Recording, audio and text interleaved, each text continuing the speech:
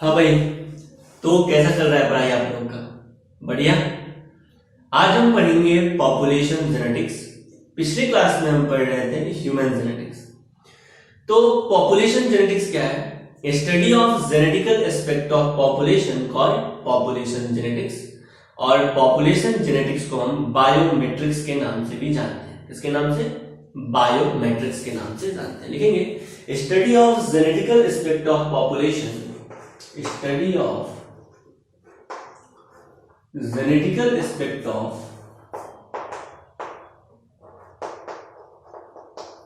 population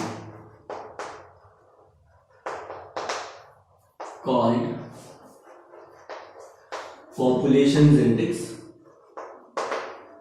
called population genetics. Next, population genetics को क्या कहते हैं? Biometrics. It is also known as biometrics. It is also known as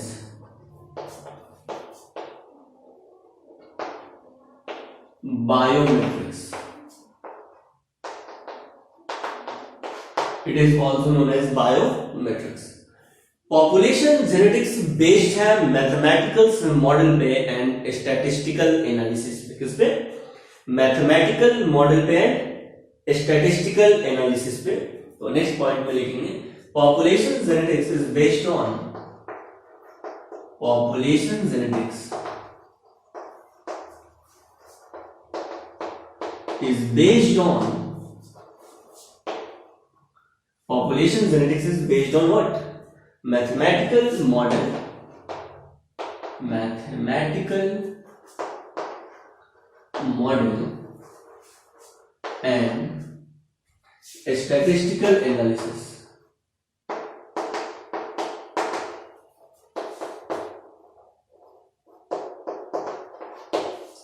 clear? तो ये based है mathematical model and statistical analysis पे। देखेंगे कैसे हम मैथमेटिकल मॉडल्स का यूज कर रहे हैं और जीन फ्रीक्वेंसी को, जीनोटाइपिक फ्रीक्वेंसी को निकाल रहे हैं। Population genetics include study of pattern of inheritance and gene frequency. इस पॉपुलेशन जेनेटिक्स में हम पढ़ते क्या है? हम पढ़ते हैं पैटर्न ऑफ इनहेरिटेंस क्या है किसी सर्टेन कैरेक्टर्स का, और पॉपुलेशन में किसी सर्टेन जीन का जीन फ्रीक्वेंसी क्या है। क्या पढ़ते हैं? Gene frequency and pattern of inheritance. तो नेक्स्ट पॉइंट में आप लिख सकते हैं population genetics include study of pattern of inheritance. Population genetics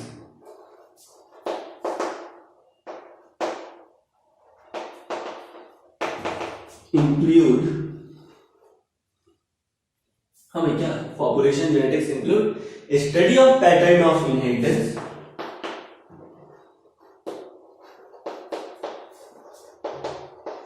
study of pattern of inheritance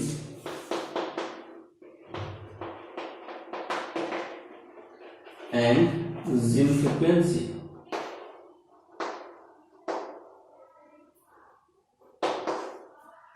next, आपको पता है कि जो पॉपुलेशन है ना, पॉपुलेशन ये इवोल्यूशन का यूनिट है। यानी अगर आपसे पूछा जाए इवोल्यूशन का यूनिट क्या है, तो पॉपुलेशन। इसका मतलब population is unit of evolution. Population क्या है? इवोल्यूशन का यूनिट है।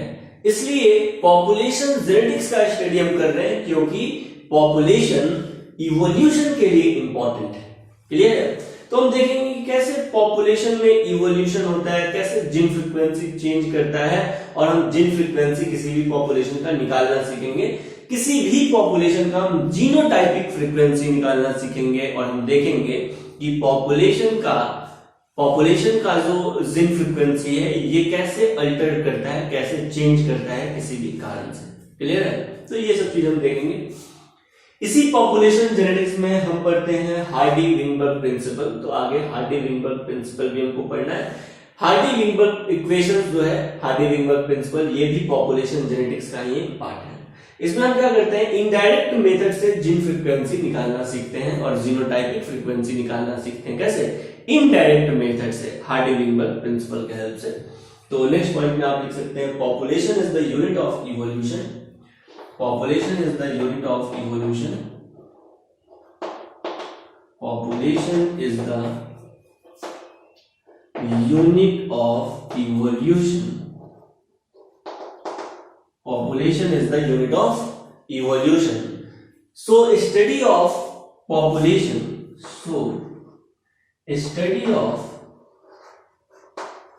population. What? So study of population genetics is important for what? Yeah, essential for evolution.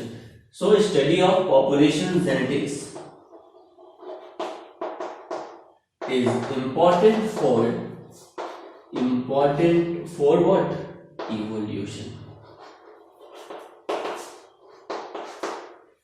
Clear है? तो यहां नोट डाउन करेंगे, फिर हम कुछ टर्म्स को देखेंगे कि जीनोम क्या होता है, जीन पूल क्या होता है, ये सब चीज। तो यहां तक नोट डाउन करेंगे।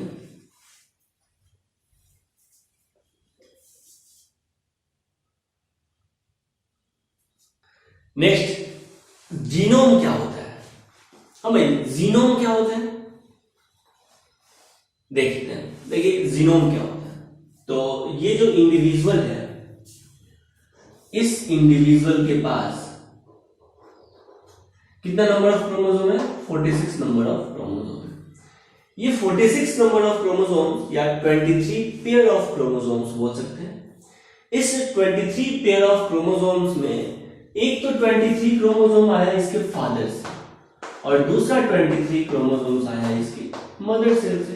यानी one complete set of chromosomes आया इसके फादर से and one complete set of आया क्रोमोसोम्स इसकी मदर से। और इसके पास क्या है? 46 क्रोमोसोम्स है। तो ये जो 46 क्रोमोसोम है ये इसका क्रोमोसोम्स नहीं है, ये तो इसके फादर और मदर का क्रोमोसोम्स है, जिससे ये इंडिविजुअल बन गया। अब इसका एक कंप्लीट सेट ऑफ क्रोमोसोम बनेगा इस इंडिविजुअल का, जो इसके फादर और मदर के कॉम्बिनेशन से बनेगा, है ना। तो इसके पास जो इसका गैमेट बनेगा, जो इसका स्पर्म बनेगा, या अगर ये फीमेल है तो इसका जो ओवम बनेगा, उसमें नंबर ऑफ क्रोमोसोम क्या है? 23। क्या भी? 23। तो ये वन सेट ऑफ क्रोमोसोम बना, क्या वन सेट ऑफ क्रोमोसोम 23 जो इसके गैमेट्स में है, वो एक्चुअल में इसका क्या है? क्या है इसका? जीनोम है। क्या है इसका? जीनोम है। यानी जीनोम अगर आपसे कोई पूछता है कि जीनोम क्या है, तो आप समझाने के काबिल है जीनोम। क्या होता है भाई जीनोम? तो किसी भी इंडिविजुअल का वन सेट ऑफ क्रोमोसोम्स क्या कहलाता है? जीनोम कहलाता है। या हैप्लॉइड कंटेंट ऑफ क्रोमोसोम्स किसी भी इंडिविजुअल का क्या कहलाता है? जीनोम कहलाता है। तो जीनोम क्या है? Sum total of all the gene, sum total of all the gene, sum total of all the gene present in one set of chromosomes, present in one set of chromosome।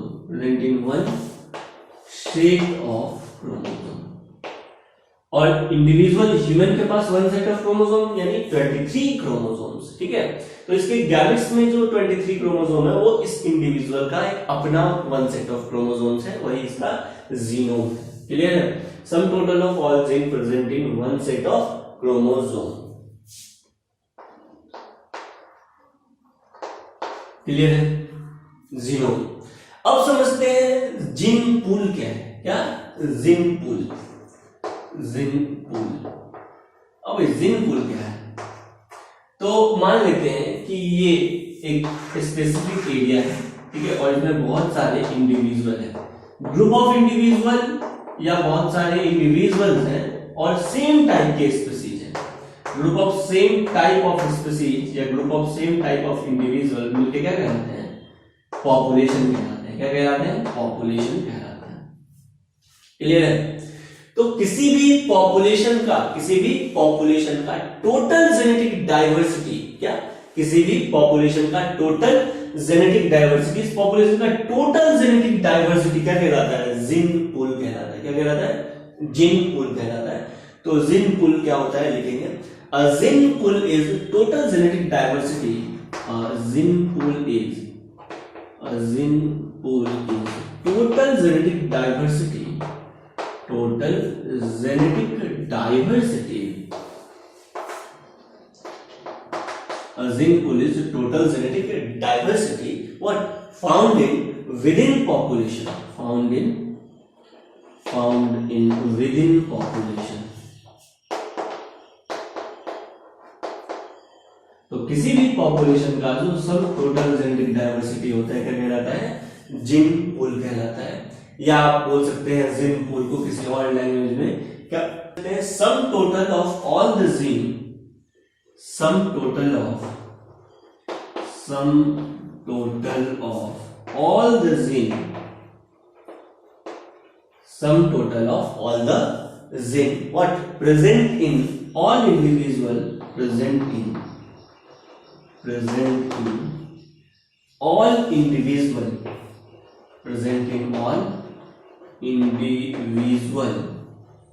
of a population. यानी किसी भी population के सारे individuals के पास जो sum total of जिन होता है वो क्या कहलाता है? जिन पूल कहलाता है। आप समझ गए कि जितना अधिक किसी भी पॉपुलेशन का जिन पूल होगा, जितना ज्यादा जिन पूल होगा, इसका मतलब उतना ज्यादा क्या है इसके पास? इंडिविजुअल है, यानी ये पॉपुलेशन उतना ही ज्यादा क्या होगा? स्टेबल होगा। क्या होगा? स्टेबल होगा। यानी अगर जिन पूल ज्यादा, यानी वो पॉपुलेशन क्या है मेरा? ज्यादा स्टेबल होगा। क्लियर? तो यहां तक आप नोट डाउन करेंगे, फिर आगे बढ़ते हैं हम।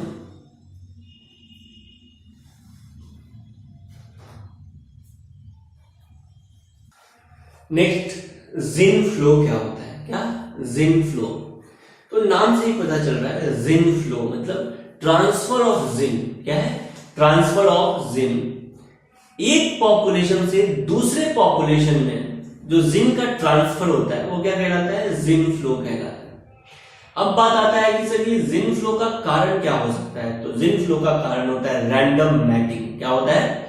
Random mating and migratory organism के कारण जिन फ्लो होता है दो पॉपुलेशन के बीच। क्लियर है? तो नेक्स्ट हेडिंग देंगे जिन फ्लो क्या है? क्या? जिन फ्लो क्या है? जिन फ्लो क्या होता है? जिन फ्लो, हाँ भाई लिखेंगे transfer of gene, transfer of gene, transfer of gene, हाँ transfer of gene from one population to another population, फ्रॉम one population to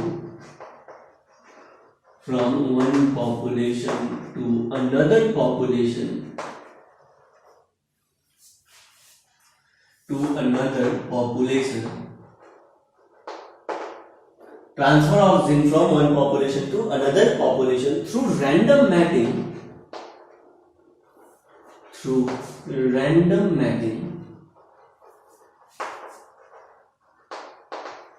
or through random matching or migratory organism, through random matching and migratory organism,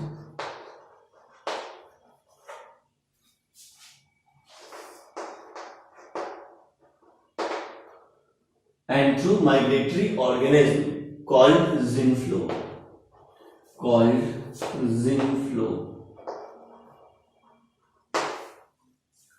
clear?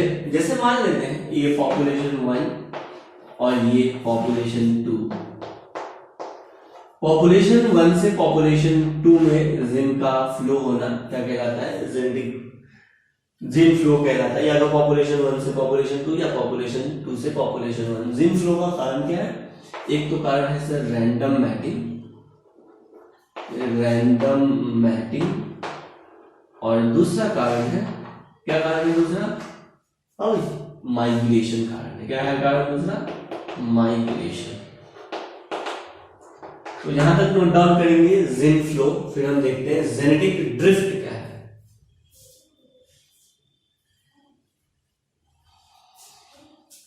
Next heading देंगे genetic drift. Genetic drift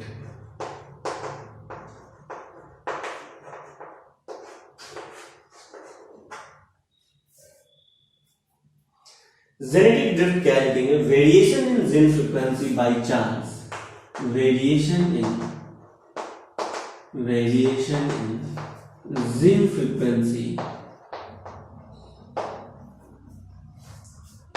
bye chance,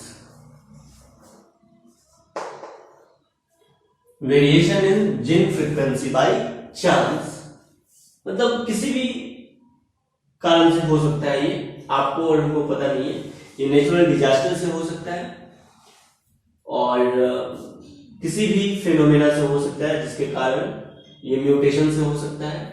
मतलब जिन frequency किसी भी population का by chance क्या कर जाएगा, variate कर जाएगा, चेंज कर जाएगा, तो वैसे कारण को क्या बोलते हैं, जेनेटिक ड्रिफ्ट बोलते हैं। क्या बोलते हैं, जेनेटिक ड्रिफ्ट। अब जैसे देख लो ना, ये एक स्मॉल पॉपुलेशन का ग्रुप है, ठीक है, स्मॉल पॉपुलेशन का ये ग्रुप है मान लेते हैं, और बहुत सारे ऑर्गेनिज्म किसी नेचुरल डिजास्टर के कारण क्या हो गया, डेथ हो गया इनका, तो बच गया बस दो। तो जो जिन फ्रीक्वेंसी था, ये पॉपुलेशन का जिन फ्रीक्वेंसी डिक्रीज हो गया। तो जिन फ्रीक्वेंसी का कम हो जाना किसी भी कारण से क्या कहलाता है, जेनेटिक ड्रिफ्ट कहलाता है। क्या कहलाता है, जेनेटिक ड्रिफ्ट। ये जो जेनेटिक ड्रिफ्ट है, ये जिन फ्रीक्वेंसी के चेंज होने का एक कारण है। और जेनेटिक ड्रिफ्ट ये नॉन डायरेक्शनल प्रोसेस होता है। क्या होता है, नॉन डायरेक्शनल प्रोसेस होता है। जेनेटिक फ्रीक्वेंसी चेंज होगा, जहां पे जिन फ्रीक्वेंसी चेंज होगा वहां पे हमको इवोल्यूशन देखने को मिलेगा। तो नेक्स्ट पॉइंट में आप लिख सकते हैं, genetic drift is a non directional process, या it is a non directional process, it is non directional process, it is non directional process. ये क्या है, नॉन डायरेक्शनल प्रोसेस है, and it can change the gene frequency, and it can change the gene frequency, and it can change the gene frequency. बोलो भाई, clear? तो जिन frequency यहां से change हो सकता है, ध्यान में रखना है। एक क्वेश्चन आपसे पूछा जाएगा, which type of population is more vulnerable to genetic drift, मतलब जेनेटिक ड्रिफ्ट के कारण किस तरह के पॉपुलेशन को ज्यादा अफेक्ट देखने को मिलेगा, यानी वहां पे ज्यादा से ज्यादा, अधिक से अधिक जिन फ्रीक्वेंसी चेंज होने का चांस है। आंसर जाएगा स्मॉल पॉपुलेशन या लार्ज पॉपुलेशन। आंसर जाएगा स्मॉल पॉपुलेशन। लार्ज पॉपुलेशन है, मान लेते हैं बहुत सारे इंडिविजुअल्स हैं, और बहुत सारे इंडिविजुअल में से कुछ अगर इसमें से लॉस नहीं हो गया तो जिन फ्रीक्वेंसी चेंज नहीं होगा। हो सकता है कि जिन फ्रीक्वेंसी कांस्टेंट रहे, लेकिन अगर स्मॉल पॉपुलेशन है और इस स्मॉल पॉपुलेशन में जेनेटिक ड्रिफ्ट हो जाए, इसका मतलब यहां पे जिन फ्रीक्वेंसी चेंज हो जाएगा। क्लियर है? नेक्स्ट समझते हैं जिन फ्रीक्वेंसी क्या है। क्या जिन फ्रीक्वेंसी क्या है? तो नेक्स्ट हेडिंग देंगे gene frequency. Gene frequency, gene frequency क्या है लिखेंगे, proportion of any gene, proportion of any gene, proportion of any zin out of all the zins, out of all the zins, proportion of any zin out of all the zins of any character, of any character, of any character present in population, of any character present in population, present in population called zin frequency, called zin frequency, called zin frequency। बोलता है किसी भी जिन का, किसी भी जिन का total जिन में, क्या किसी भी जिन का टोटल जिन में कितना जिन प्रेजेंट है उसको हम क्या कहते हैं, जिन फ्रीक्वेंसी कहते हैं। यानी proportion of any gene out of all the genes, यानी टोटल जिन्स में कोई मेरा सर्टेन जिन्स जिसको हम जिन फ्रीक्वेंसी निकालना चाहते हैं वो कितना प्रेजेंट है, हम उसको क्या कहते हैं, क्या कहते हैं उसको, जिन फ्रीक्वेंसी कहते हैं। क्या कहते हैं, जिन फ्रीक्वेंसी।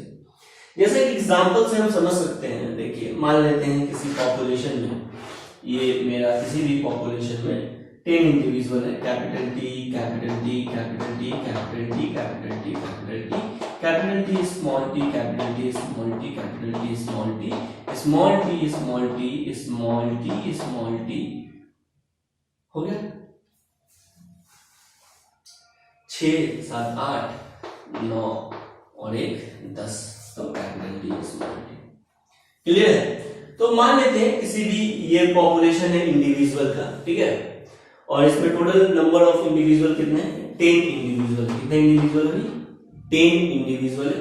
1 2 3 4 5 6 7 8 9 10 इंडिविजुअल है। इसमें अगर आपसे बोला जाए कि भाई आप कैपिटल टी का जिन फ्रीक्वेंसी निकालिए, कैपिटल टी का जिन फ्रीक्वेंसी निकालिए, तो कैसे निकालेंगे कैपिटल टी का जिन फ्रीक्वेंसी? क्या है जिन फ्रीक्वेंसी का definition? Proportion of any gene out of the total gene. इस टोटल जिन में कैपिटल टी कितना है, यही तो आपको देखना है। जितना भी होगा वही उसका क्या होगा? जिन फ्रीक्वेंसी होगा। यानी total number of capital T कितना है? 1 2 3 4 5 6 7 8 9 10। 10 मेरे पास क्या है? कैपिटल टी वाला जिन है। और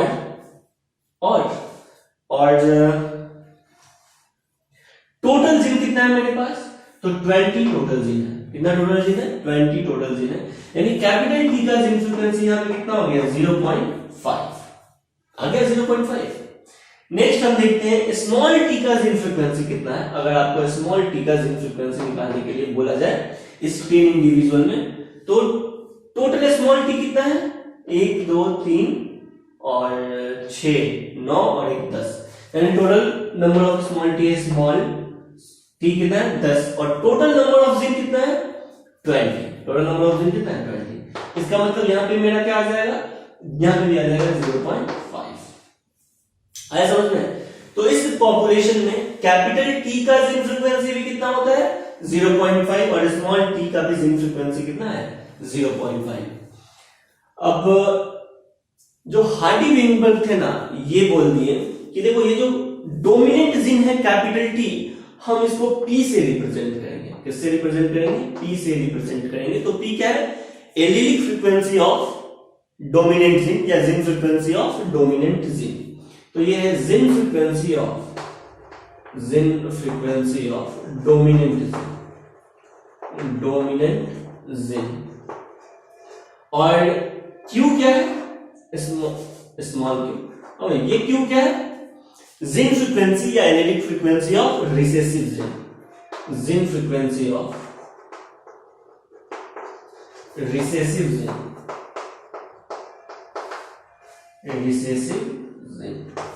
और यहां से हार्डी वेनबर्ग के कॉन्सेप्ट निकाले कि किसी भी पॉपुलेशन में जो डोमिनेंट जिन है होता है P, और जो स्मॉल जिन होता है क्या? Q।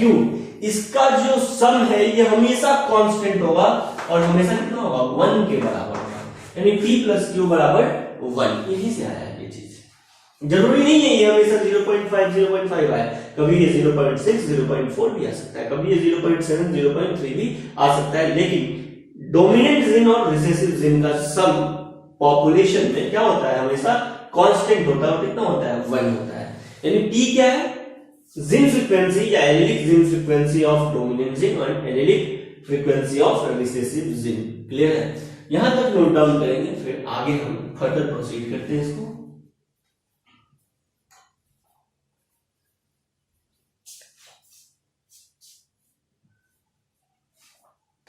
नेक्स्ट हेडिंग देंगे there are 2 methods of gene frequency calculation. Gene frequency calculate करने के लिए हमारे पास 2 मेथड है। एक है डायरेक्ट मेथड, जो अभी हम पॉपुलेशन में जिन फ्रीक्वेंसी कैलकुलेट किए ना, ये डायरेक्ट मेथड था। दूसरा होता है इनडायरेक्ट मेथड। इनडायरेक्ट मेथड में हार्डी वेनबर्ग प्रिंसिपल हम पढ़ेंगे, ठीक है। तो सबसे पहले हम सीखते हैं डायरेक्ट मेथड, और डायरेक्ट मेथड के बेसिस पे 2 क्वेश्चन करेंगे, 1-2 क्वेश्चन करेंगे, फिर आगे बढ़ेंगे। क्लियर है? तो एक क्वेश्चन पहले तो फॉर्मूला देख लेते हैं डायरेक्ट मेथड क्या है। सबसे पहले हेडिंग देंगे there are 2 methods of gene frequency calculation. There are 2 methods of what? Gene frequency calculation. There are two methods of gene frequency calculation. पहला होता है direct method,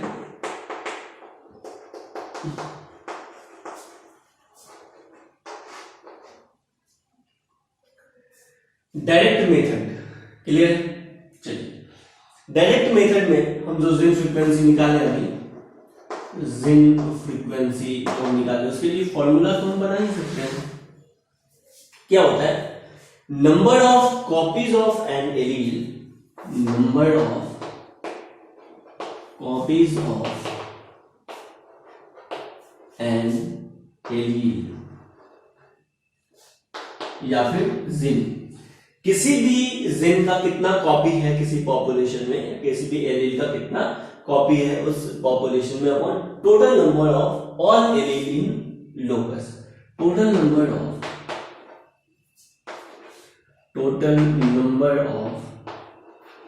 all alleles in total number of all allele in locus। ये अपना formula है, इससे हम जिन frequency निकाल रहे हैं और निकाल लेंगे। क्लियर है। एक क्वेश्चन लिखेंगे, तो उसके पहले आप यहां तक नोट डाउन कीजिए, फिर हम एक क्वेश्चन देखते हैं।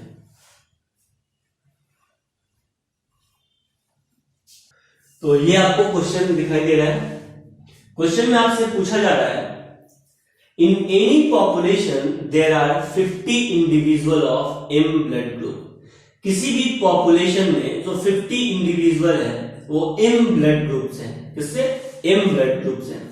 और 30 इंडिविजुअल जो है वो एन ब्लड ग्रुप्स को रखते हैं, जबकि 20 इंडिविजुअल क्या है, M and N blood group को रखते हैं। तो आपसे क्वेश्चन बोला जा रहा है, now find out the frequency of zin।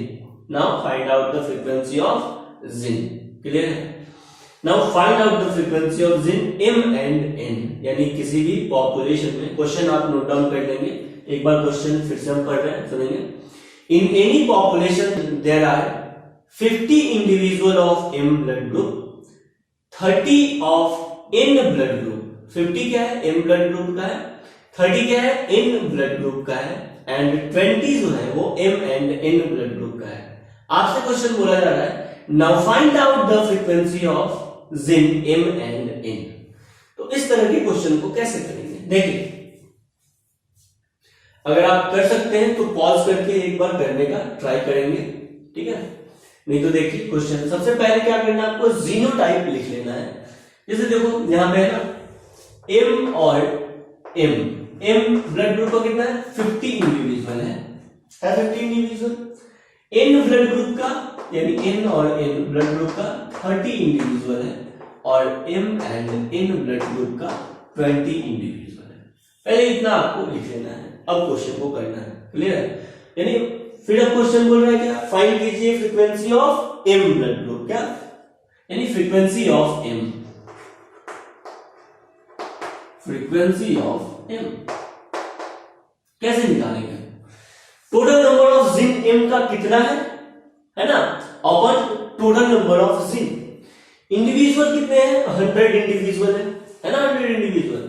चलिए इसमें एम ब्लड ग्रुप का जो जिन है वो कितना है, तो सर ये 50 इंडिविजुअल है, यानी 50 के पास एम का जिन कितना हो गया, 50 इंटू 2, क्योंकि एम एंड एम है, यानी 50 इंटू 2, 50 इंटू 2। क्लियर है, प्लस और एम हमको यहां पे देखने को मिल रहा है, यानी एम का जिन और कितना है मेरे पास, 20 upon what, upon total number of gene. Total individual है 100, तो उसके पास टोटल नंबर ऑफ जिन कितना हो जाएगा, 200। कितना हो जाएगा भाई, 200। क्लियर है। चलिए इसको सॉल्व करते हैं, तो जब सॉल्व करेंगे तो ये आ जाएगा 120, आ जाएगा 120 अपॉन 200, इससे ये चला गया।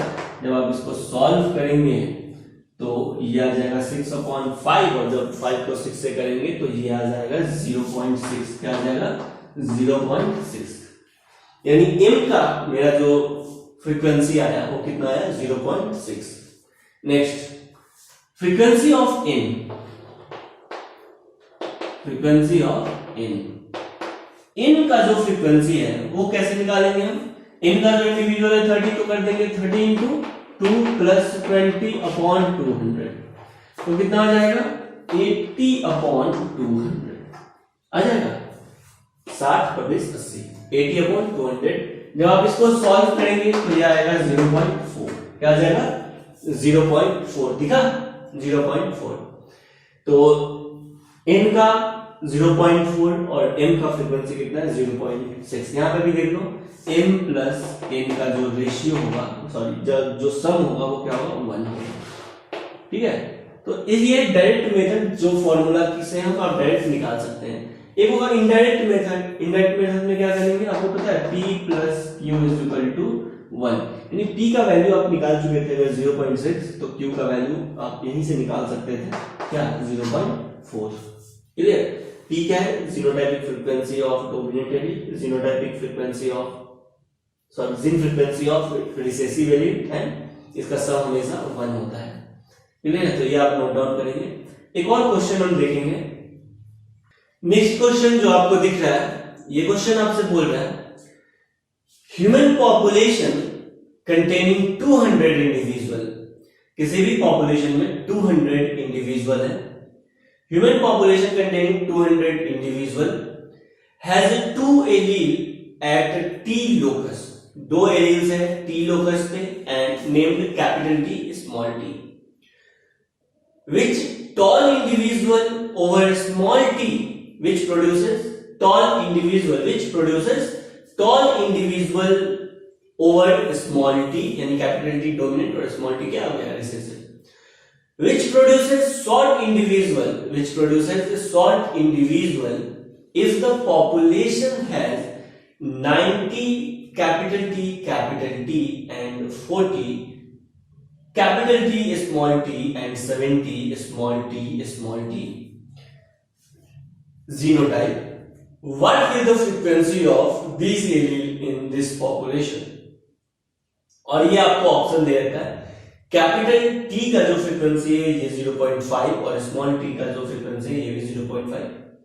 सेकेंड ऑप्शन है कैपिटल T का जीनोटाइपिक फ्रीक्वेंसी 0.55 और स्मॉल t का जीनोटाइपिक फ्रीक्वेंसी क्या है 0.45। नेक्स्ट है कैपिटल T का genotypic frequency 0.45 and small t का जीनोटाइपिक फ्रीक्वेंसी क्या है 0.35। नेक्स्ट है कैपिटल T का जीनोटाइपिक फ्रीक्वेंसी 9.0 और स्मॉल t का जीनोटाइपिक फ्रीक्वेंसी 1, क्लियर है। तो इस क्वेश्चन को आपको करना है, क्या ऑप्शन होगा और अपने कमेंट सेक्शन में इसका जवाब आपको देना है, क्लियर है। नेक्स्ट ये क्वेश्चन आपको करना है, ठीक है, कि कौन सा इसमें ऑप्शन होगा, ऑप्शन दिया हुआ है, अगर इस तरह का क्वेश्चन दिया रहेगा तो कैसे हम इसको सॉल्व करेंगे। नेक्स्ट है हार्डी-विंगबर्ग प्रिंसिपल। हार्डी-विंगबर्ग प्रिंसिपल, इसमें जो सबसे इंपॉर्टेंट चीज है वो हमको समझना है genetic drift, allylic frequency, genotypic frequency क्या होता है। लेकिन उसके पहले आपको पता होना चाहिए कि हार्डी-विंगबर्ग प्रिंसिपल दो साइंटिस्ट ने दिया था, हार्डी एंड विंगबर्ग ने। ये कोई बायोलॉजिस्ट नहीं थे, ये एक मैथमेटिशियन थे। कौन थे दोनों? मैथमेटिशियन थे, क्लियर है। तो ध्यान में रखना है हार्डी-विंगबर्ग प्रिंसिपल हार्डी एंड विंगबर्ग ने दिया था। इस लॉ में जो सबसे इंपॉर्टेंट चीज हमको समझना है वो है genetic drift, allylic frequency, genotypic frequency क्या होता है और उनका इवोल्यूशनरी प्रोसेस में क्या रोल होता है, क्या समझना है, और इनका इवोल्यूशनरी प्रोसेस में क्या रोल होता है। मींस अगर कोई पॉपुलेशन इवॉल्व होगा या नहीं होगा ये आप समझ सकते हैं जेनेटिक ड्रिफ्ट से, एलिलिक फ्रीक्वेंसी से और जीनोटाइप फ्रीक्वेंसी से। अगर एलिलिक फ्रीक्वेंसी या जीन फ्रीक्वेंसी चेंज नहीं कर रहा है, इसका मतलब जेनेटिक ड्रिफ्ट वहां पे देखने को नहीं मिल रहा है, और जीनोटाइप फ्रीक्वेंसी भी चेंज नहीं कर रहा है। जब जीन फ्रीक्वेंसी चेंज नहीं करेगा तो जीनोटाइपिक फ्रीक्वेंसी भी चेंज नहीं करेगा। इसका मतलब ये जो पॉपुलेशन है वो इवॉल्व नहीं हो रहा है, उसमें इवोल्यूशन नहीं हो रहा है। यदि हार्डी-विंगबर्ग प्रिंसिपल इक्विलिब्रियम पर यदि कोई भी पॉपुलेशन है तो उसमें किसी भी तरह का चेंज नहीं आएगा। किसी भी तरह का चेंज नहीं आएगा कहने का मतलब है ना जेनेटिक फ्रीक्वेंसी चेंज करेगा, ना जीनोटाइप फ्रीक्वेंसी चेंज करेगा, ना जेनेटिक ड्रिफ्ट होगा। और जब इस तरह का कोई इंसिडेंस नहीं होगा, यानी वहीं पे मेरा हार्डी-वेनबर्ग प्रिंसिपल काम करेगा। हार्डी-वेनबर्ग प्रिंसिपल लार्ज पॉपुलेशन में काम करता है, ना कि स्मॉल पॉपुलेशन में, क्योंकि लार्ज पॉपुलेशन में जेनेटिक ड्रिफ्ट होने का चांस कम रहता है, एलेलिक फ्रीक्वेंसी कांस्टेंट या मेंटेन रहता है, जीनोटाइपिक फ्रीक्वेंसी भी मेंटेन रहता है। क्लियर है? तो अभी हम एक इक्वेशन देखे थे कि किसी भी पॉपुलेशन का जो डोमिनेंट जीन फ्रीक्वेंसी P और रिसेसिव जीन फ्रीक्वेंसी Q होता है, किसी भी पॉपुलेशन का वो कांस्टेंट होता है और वो होता है 1। क्या होता है? 1। P क्या है? डोमिनेंट जीन फ्रीक्वेंसी या एलेलिक फ्रीक्वेंसी। Q क्या है? रिसेसिव जीन फ्रीक्वेंसी या एलेलिक फ्रीक्वेंसी। तो जीन फ्रीक्वेंसी तो निकालना सीख लिए, अब बात आता है जीनोटाइपिक फ्रीक्वेंसी क्या है। क्या जीनोटाइपिक फ्रीक्वेंसी क्या है? तो ये तो होता है कैपिटल T जीन, लेकिन इसका genotype capital T small t हो सकता है, या फिर कैपिटल T हो सकता है, या फिर स्मॉल t हो सकता है। तो जीनोटाइपिक फ्रीक्वेंसी को निकालने के लिए एक तो आप ये मेथड अपना सकते हैं, क्या? P प्लस Q का होल स्क्वायर।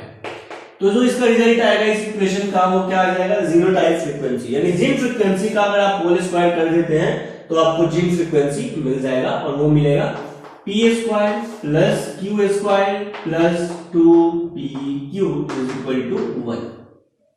हो सकता है? चलिए, तो ये इक्वेशन मिल गया, यही है हार्डी-वेनबर्ग इक्वेशन। P क्या है? Genotypic frequency. P क्या है? Genotypic frequency. Q क्या है?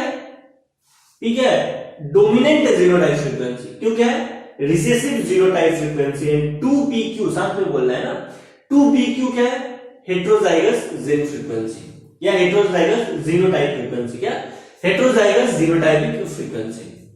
दूसरे टर्म में आप इक्वेशन को ऐसे देख के निकाल सकते हैं कि भाई देखो, ये कैपिटल ए स्मॉल ए का जब क्रॉस कराते थे कैपिटल ए स्मॉल ए से, तो उनको 3 टाइप्स के ऑफस्प्रिंग मिलते थे, कैपिटल ए, दूसरा कैपिटल ए स्मॉल ए, और तीसरा स्मॉल ए। तो ये कितना रहता था मेरे पास? इस तरह का 2, इसका रेशियो क्या था? 1:2:1। याद है? चलिए, तो ये जो इंडिविजुअल है, ये एक इंडिविजुअल है और इसमें जीनोटाइप मतलब जीन फ्रीक्वेंसी क्या है? ए स्क्वायर। इस तरह का जो जीनोटाइप क्या होता है? 2 होता है मेरे पास, यानी इस तरह का जो इंडिविजुअल है 2AB, 2 is capital A small A, और स्मॉल ए वाला इंडिविजुअल 1, यानी इसका क्या हो जाएगा? ए स्क्वायर। यानी इस तरह से आप समझ सकते हैं कि ये ए स्क्वायर, ये 2A capital A small A and A small A square, यानी ये भी जीनोटाइप फ्रीक्वेंसी को आप दिखा सकते हैं यहां से भी। ये P स्क्वायर क्या हो जाएगा? Dominant genotypic frequency plus 2PQ क्या हो जाएगा? Heterozygous genotypic frequency plus Q square recessive genotypic frequency is equal to 1। तो यहां से भी आप इसको ऑब्टेन कर सकते हैं। अब बात आता है कि हम इस इक्वेशन का यूज कैसे करेंगे। क्या? इस इक्वेशन का यूज कैसे करेंगे? या तो ये इक्वेशन या फिर इस इक्वेशन का यूज कैसे करेंगे। यहां पे जो क्वेश्चन आएगा वो क्या आएगा? मेनली जो क्वेश्चन आता है वो पॉपुलेशन के अंदर डोमिनेंट इंडिविजुअल कितने होंगे। अगर आपसे क्वेश्चन पूछा जाए कि कोई भी पॉपुलेशन है, इस पॉपुलेशन में डोमिनेंट इंडिविजुअल कितने होंगे, तो आपको पता है डोमिनेंट इंडिविजुअल हो सकते हैं। फर्स्ट टाइप का क्वेश्चन ये हो सकता है कि डोमिनेंट इंडिविजुअल कितने होंगे, तो P स्क्वायर प्लस 2PQ, ये भी डोमिनेंट और ये भी डोमिनेंट वाला इंडिविजुअल ही होगा, यानी कैपिटल T स्मॉल t और कैपिटल T वाला। सिंपल क्वेश्चन पूछेगा कि 200 पॉपुलेशन का एक 200 इंडिविजुअल का एक पॉपुलेशन, इसमें डोमिनेंट इंडिविजुअल कितने होंगे। क्लियर है?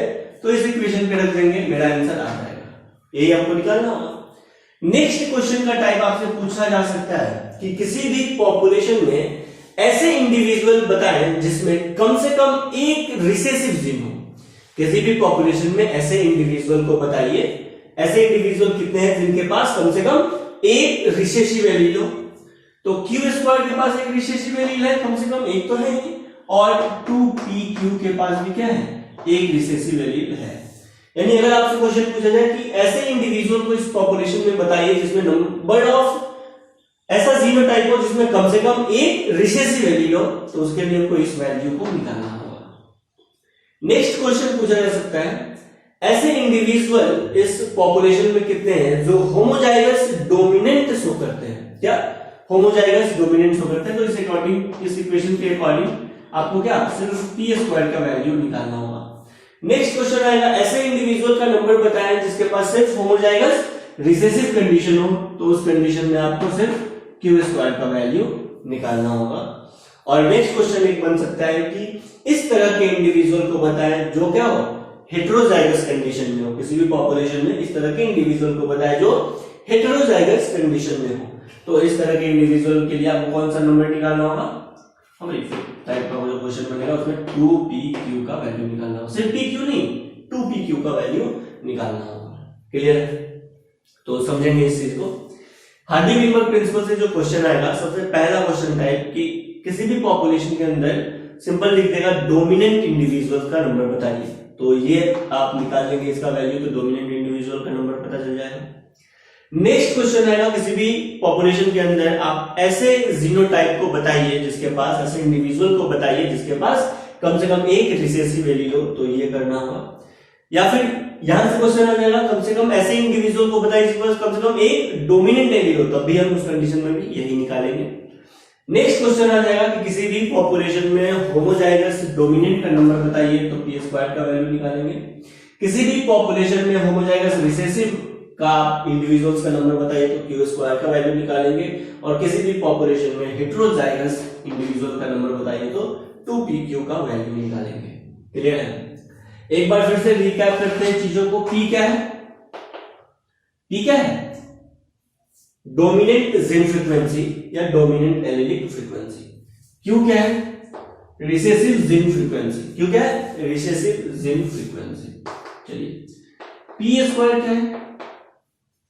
पी स्क्वायर क्या है? Genotype of homozygous dominant. ये क्या है? Genotype frequency of, genotype frequency of what? Homozygous dominant. इसी तरह से क्यू स्क्वायर क्या है?